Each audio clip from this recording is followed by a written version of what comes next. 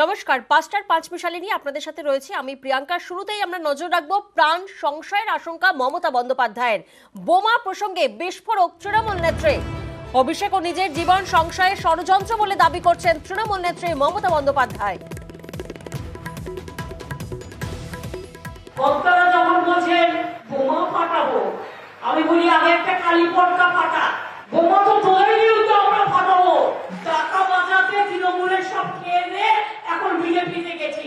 কার বিরুদ্ধে বোমা বাড়াবি? সাজিয়ে গুজিয়ে বোমা। বোমা ফাটালে জবাবটা হবে কালী পটকা দিয়ে, কারণ গুরুত্ব তোমাদের আমরা দিই না। এই যে বোমা টোমা ফাটানোর কথা বলছে না, আমিও টার্গেট, অভিষেকও টার্গেট। এরা আমাদের জীবন পর্যন্ত নিয়ে নিতে পারে, এত ডেঞ্জারাস এরা। এই রয়েছে চক্রান্ত, এই চক্রান্ত ভেঙে দেবই আমরা। আমরা শুনলাম প্রাণ সংশয়ের অভিযোগ মমতা বন্দ্যোপাধ্যায়ের। গতকাল বোমার হুঁশিয়ারি দেন শুভেন্দু অধিকারী। কি বলেছিলেন শোনাবো আপনাদের। কালকে রবিবার, আগামী সপ্তাহ শুরু হতে চলেছে। আপনারা দেখবেন, আমি বলবো না বিস্তারিত।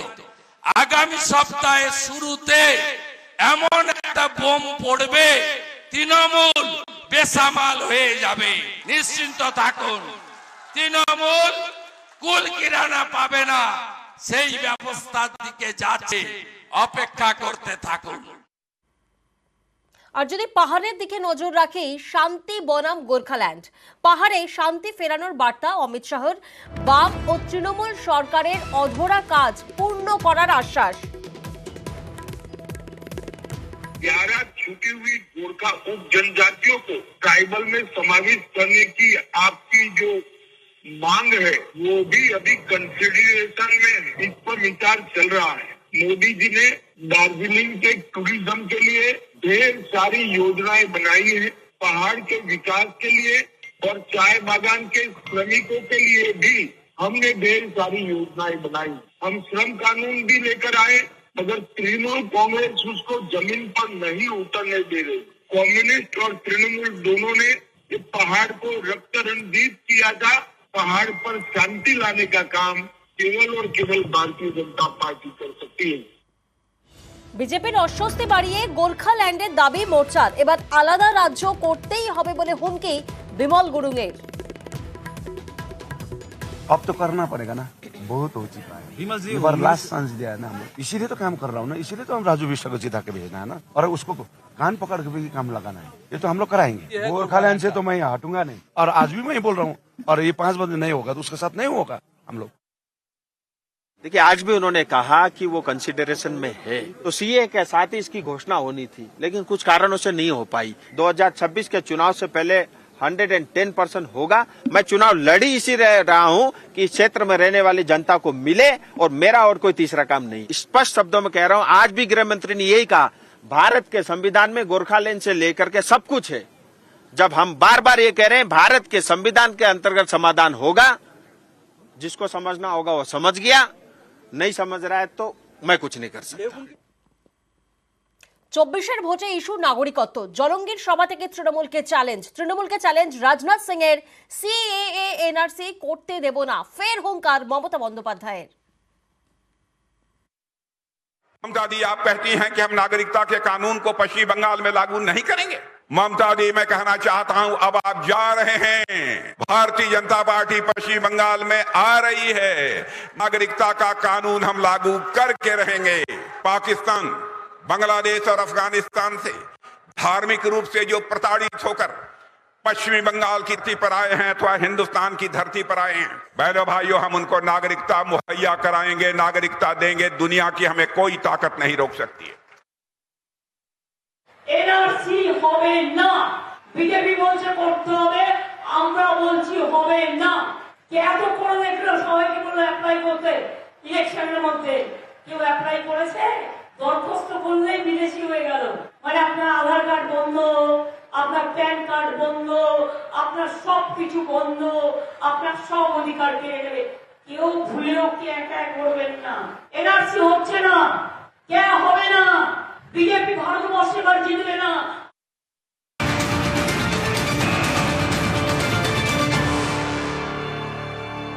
আর বজবজের দিকে একবার নজর রাখতেই হচ্ছে, কারণ সেখানে দেওয়াল লিখন ঘিরে অশান্তির খবর সামনে উঠে আসছে। বজবজ পুরসভার 1 নম্বর ওয়ার্ডের ঘটনা, যেখানে বিজেপি কর্মীদের মারধরের অভিযোগ সামনে উঠে আসছে। প্রতিনিধি সমীর এই মুহূর্তে আমাদের সঙ্গে রয়েছেন। সমীর, তোমার থেকে জানতে চাইবো কে বা কাদের বিরুদ্ধে এই অভিযোগ? দেখো, দক্ষিণ 24 পরগনার বজবজ পৌরসভার 1 নম্বর ওয়ার্ডের ঘটনা। সকালবেলা বিজেপি সমর্থকরা দেওয়াল লিখন করছিল ডায়মন্ড হাওড়ার বিজেপি প্রার্থী অভিজিৎ দাসের সমর্থনে। সেই সময় দেওয়াল লিখন চলাকালীনই বিজেপি কর্মীদের উপরে হামলা চালায় বজবজ পৌরসভার 1 নম্বর ওয়ার্ডের কাউন্সিলর, তৃণমূলের কাউন্সিলর পম্পা ঘোষের অনুগামীরা। বিজেপি নেত্রী সবিতা চৌধুরীর অভিযোগ যে তাকে এবং তাদের কর্মীদেরকে মারধর করা হয় এবং তাদেরকে জানানো মানে তাদের নিজেদের সম্পত্তির পাঁচিলে একটি তৃণমূলের দেয়াল লিখে ফেলেছে। সেই দেয়াল ওরা অভিযোগও করেছে, সেই অভিযোগে নির্বাচন কমিশনারকেও জানিয়েছে। সেই দেয়ালটাকে কেন্দ্র করে আজকে যখন ওরা বিজেপি কর্মীরা যখন দেয়ালটা লিখছিল, সেই সময় তৃণমূলের অনুগামীরা মারধর করেছে। ও সবিতা চৌধুরীর বক্তব্য যে পাঁচিলটা আমাদেরই দেয়াল, সেই দেয়ালে আমরা লিখছিলাম, তারপরে আমাদেরকে মারধর করে। কিন্তু সিপিএম কংগ্রেস আমলেও কিন্তু এরকম কোনোদিন ঘটনা একেবারে অর্থাৎ দেওয়াল লিখনকে কেন্দ্র করে এই অশান্তি। আমরা শুধু আমাদের নিজেদের পাটের যেটুকু সেইটুকুতে আমরা বিজেপি লিখতে গেছি, সেখানে আজকে আমাদের মেরে ধরে শুধু তাড়িয়ে দিয়েছে। তাই নয়, এখন আমার বাড়ির নিচে পর্যন্ত এসে আমাকে এখন চমকাচ্ছে, ধমকাচ্ছে। হাত ফাত মুচকে দিয়েছে ছেলেরা, জামা টামা টেনে ছিঁড়ে দিয়েছে। আমি লজ্জার কারণে আমি ঢেকে রেখেছি, হ্যাঁ, আর মারধর করেছে। আর দেয়াল আমাদের নিজস্ব দেয়াল, আমাদের নিজেদের লিখতে দেবে না। আমাদের টিএমসির ওয়াল মুছে উনি দেওয়াল লিখেছিলেন, যার জন্য এলাকায় তৃণমূল কংগ্রেস কর্মীদের মধ্যে একটা এলাকা অশান্ত সৃষ্টি করার উনি চেষ্টা করছেন, এবং এটা উনি প্রতিবারই করেন। উনি যে কথাটা বলছেন আমার মনে হয় তার প্রুফ দিন, কারণ মেডিকেল টেস্ট হলেই মনে হয় যে প্রমাণ পাওয়া যাবে যে কাউকে মারধর করা হয়েছে কিনা বা কিছু বলা হয়েছে কিনা।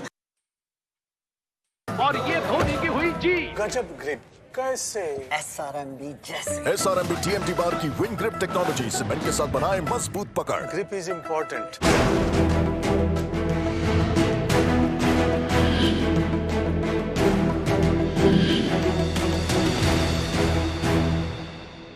খবর এই মুহূর্তে নিবেদন করছে Punjab state dear 200 monthly lottery. প্রথম পুরস্কার 1,50,00,000 গ্যারান্টেড।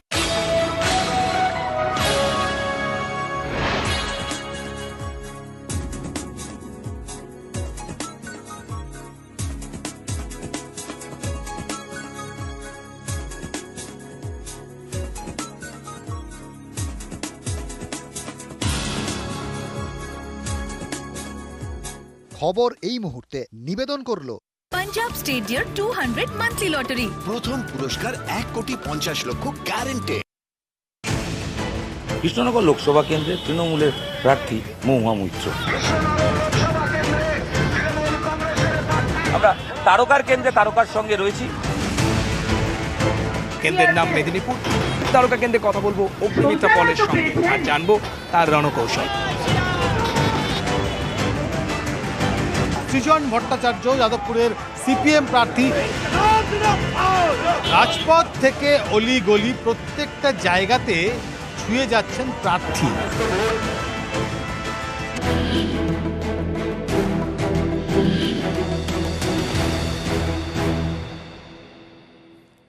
তৃণমূলকে হুঁশিয়ারি বহরমপুরের কংগ্রেস প্রার্থীর। বহরমপুরে হারলে রাজনীতি ছাড়া চ্যালেঞ্জ করছেন কে? অধীর রঞ্জন চৌধুরী।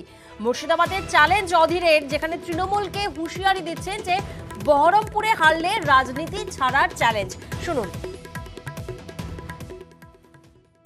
আমার উপর হামলা করার সঙ্গে সঙ্গে ওরা প্রচার করে দিচ্ছে কি জানেন, যদি এমপির ক্যান্ডিডেটকে যখন হামলা করছি, ভোটের দিন তো হামলা হবেই, কিছু করার নাই।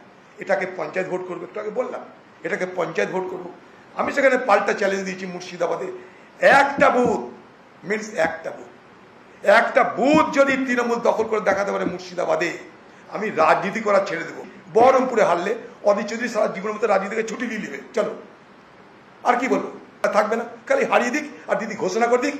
পরাজয় মানে দিদির ব্যক্তিগত পরাজয়, আর কিছু চাই না। চ্যালেঞ্জ পশ্চিমবঙ্গের এবারে নির্বাচনের চ্যালেঞ্জ থাকলো আমার। এই মুহূর্তে আমাদের সঙ্গে তৃণমূল মুখপাত্র শান্তনু সেন রয়েছেন। শান্তনুবাবু, আপনি শুনলেন একেবারে তৃণমূলকে হুঁশিয়ারি দিচ্ছেন বহরমপুরের কংগ্রেস প্রার্থী। তিনি রাজনীতি ছাড়ার চ্যালেঞ্জ করছেন যদি একটি বুথও দখল করতে পারে তৃণমূল। কিভাবে দেখছেন? প্রথম কথা, তৃণমূল কংগ্রেস গায়ের জোরে বুথ দখল করে রাজনীতি করে না। তৃণমূল কংগ্রেস মানুষের আশীর্বাদের উপর ভরসা রাখে, তাই অবাধ ও শান্তিপূর্ণ নির্বাচনের মধ্যে দিয়ে তৃণমূল কংগ্রেস নির্বাচনে জয়ী হয়। তৃতীয়ত, এই রাজ্যে প্রদেশ কংগ্রেস সভাপতি অধীর চৌধুরীর নেতৃত্বে কংগ্রেস এতই উন্নত হয়েছে যে বিধানসভায় তার কোনো প্রতিদ্বন্দ্বী নেই।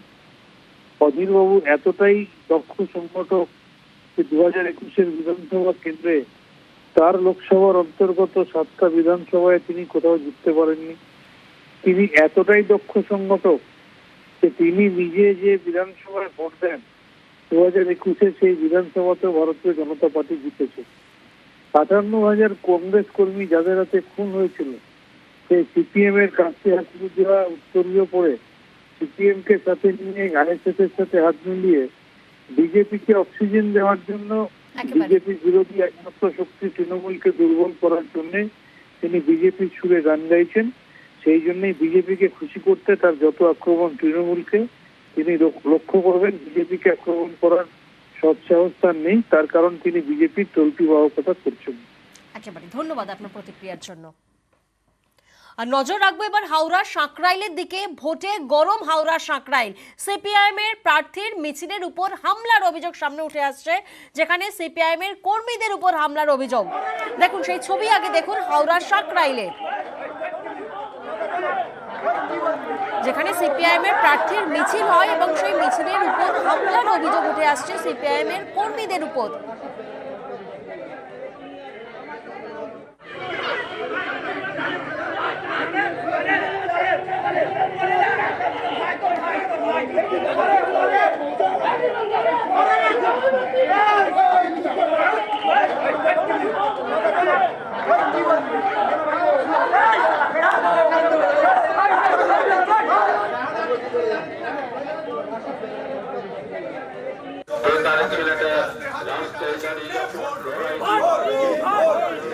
প্রতিনিধি দেবাশিস এই মুহূর্তে আমাদের সঙ্গে রয়েছেন। দেবাশিসের থেকে একটু জানবো, দেবাশিস, মিছিলের পর সিপিআইএম কর্মীদের উপর হামলা, অভিযোগ কাদের উপর এবং কি নিয়ে এই গন্ডগোলের সূত্রপাত? দেখো, মূলত হাওড়া লোকসভা কেন্দ্রে সিপিআইএম মনোনীত প্রার্থী সব্যসাচী চট্টোপাধ্যায়, তার সরাসরি তিনি অভিযোগ করছেন তৃণমূল কংগ্রেসের বিরুদ্ধে বা তার কর্মী সমর্থক, তাদের ওপরেই হামলার অভিযোগ সিপিআইএম কর্মী সমর্থকদের ওপর। সাঁকরাইল বিধানসভা অন্তর্গত ধুলোগড়ের উত্তর ধুলোগড় মল্লিকপাড়া বিস্তীর্ণ এলাকায় আজকে সকাল থেকে সেখানে প্রচার সারছিলেন সব্যসাচী চট্টোপাধ্যায়। প্রচার সেরে তিনি যখন অন্যত্র জায়গায় চলে যান, সেখানে কর্মীরা ফিরছিলেন, সেই সময় কিন্তু তাদের উপরে হামলা হয়। বাঁশ লাঠি দিয়ে তাদেরকে রাস্তায় ফেলে মারধর করার অভিযোগ ওঠে। এই ঘটনা ঘিরে কিন্তু ব্যাপক উত্তেজনা ছড়ায়। খবর পাওয়ার পরেই গন্ডগোলের খবর পেয়েই ঘটনাস্থলে পৌঁছায় সব্যসাচী চট্টোপাধ্যায় এবং খবর পেয়ে পুলিশ ঘটনাস্থলে আসে।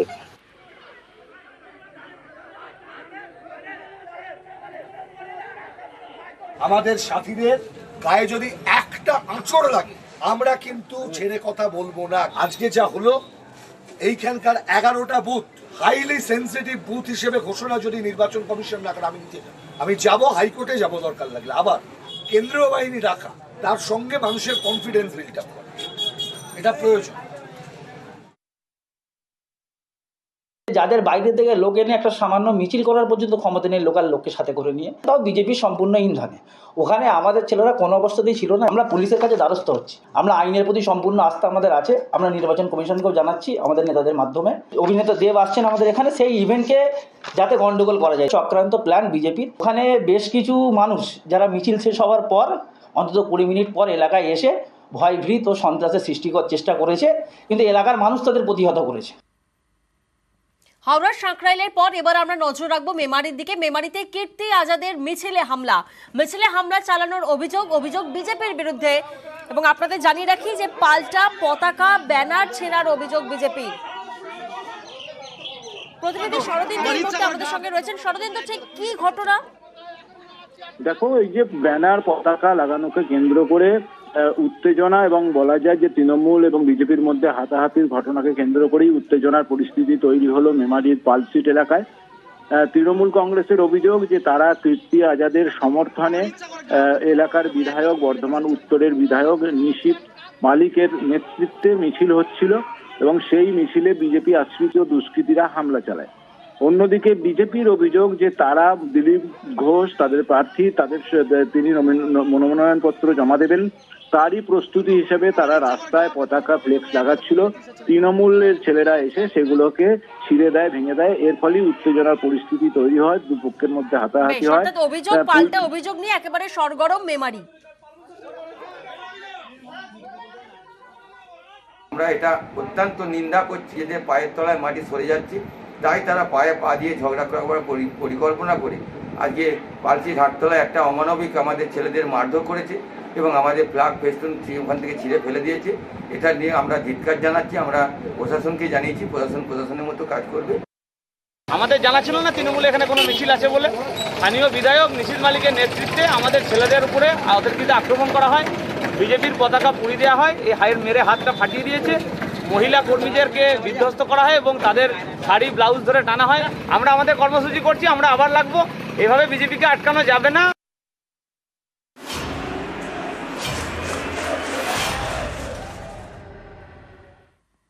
ভোটের উত্তাপ রয়েছে, বৈশাখের দহন রয়েছে, কিন্তু এসবের মধ্যেই কিন্তু পায়ে পায়ে প্রচার চলছে। আজ রবিবার বলে কথা, তাই কিন্তু একেবারে প্রচারে সকাল থেকেই নেমে পড়েছেন প্রার্থীরা। এবং এই মুহূর্তে যে ছবি আপনাদের দেখাচ্ছি, বীরভূমের নলহাটিতে দেখুন একেবারে অন্য মুডে ধরা দিয়েছেন শতাব্দী রায়।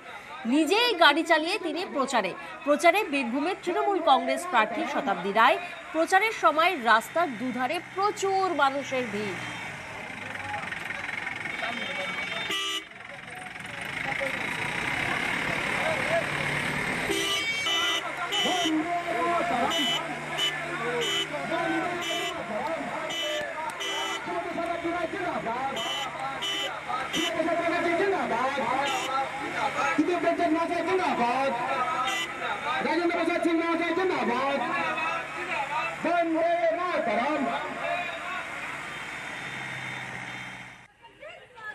পাশাপাশি নজর রাখবো রবিবাসরীয় প্রচারে লকেট চট্টোপাধ্যায়, তিনি দেখুন একেবারে নামাবলী গায়ে দিয়ে প্রচারে নেমেছেন। চুঁচুড়া চকবাজার ও মল্লিক কাশেম হাটে করেন জনসংযোগ, নিজের হাতে কিন্তু বাজারও করেন লকেট চট্টোপাধ্যায়। এক ফুল বিক্রেতা বিজেপি প্রার্থীকে মালা ও পদ্ম ফুল দেন, আর সেই পদ্ম হাতে নিয়ে প্রচার করেন লকেট চট্টোপাধ্যায়। আর একটা বৃহস্পতিবার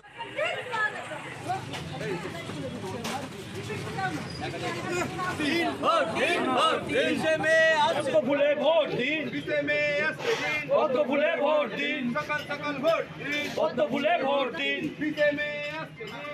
ফুলে ভোট